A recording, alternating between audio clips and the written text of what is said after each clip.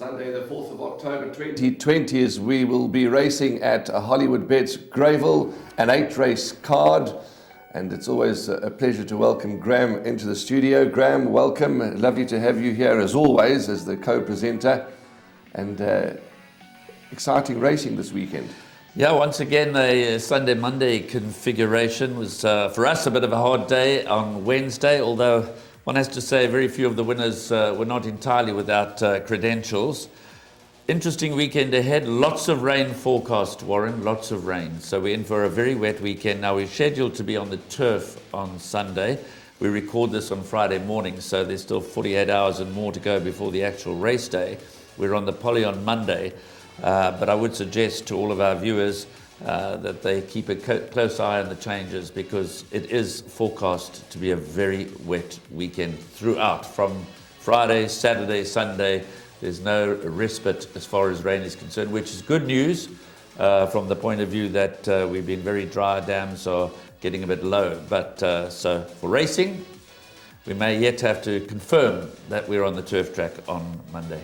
And on Sunday. On Sunday. And also, it has been, not to be negative, the last 2 days, it's been wet and damp already. The rain has, Yeah, we've had a lot of rain in the week. Correct. We've had a lot of rain in the week. Not so much hard rain, but it's just been consistent soaking rain. So they're forecasting possible heavy showers over the weekend. So if they avoid Greyville, we might be a bit lucky. Okay, so there we go. We'll keep an eye on that.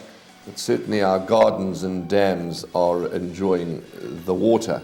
Okay, race 1, Graham, and before we go any further, I would just like to read out the comments for race 1. It's the Greyville Convention Centre maiden plate. Glenn Cotson's horse number 2, Animus, the Wiley Hall colt, has done some good groundwork at home, but might just be a bit on the short side. Pulpit Rock, Louis Kirsten says it'll be too short for his horse. Bombay Circus will need the experience. Number 10, Drogorati, if I'm pronouncing it correctly, is a quick horse, but might just need it. Cupid Song for Tony Riverland is a nice horse, but will need the run. And Barrington for Michael Roberts will need the experience. That's the feedback with regards to the first timers. How do you see the race unfolding? Well, I think there are 3 form runners in the race. 1, Camorra, 7, Darkest Dawn, and 3, Time Taker. I've tipped them to finish in that order. Lots to like about Camorra's debut. Second, half a length behind Iron Tail when ignored in the betting at 33-1. Drawn in pole position, Billy Jacobson retains the ride for Tony Riverland. We will be chatting to him. I was obviously quite taken with the fact that Warren Kennedy rides a stable companion, number 11, Cupid Song, but as we've just heard, Tony expects that to need a run. So I make it a 3-cornered contest between 1, 7 and 3. Darkest Dawn needs to be respected. Time Taker also caught the iron debut. I've included all 3 in the bipod. Okay, so Graham's included all 3 in the first leg of the bipod. Time Taker, horse number 3 for Nathan Kotson, Tapiso Gumede, positively drawn. As Graham says, really caught the eye on debut.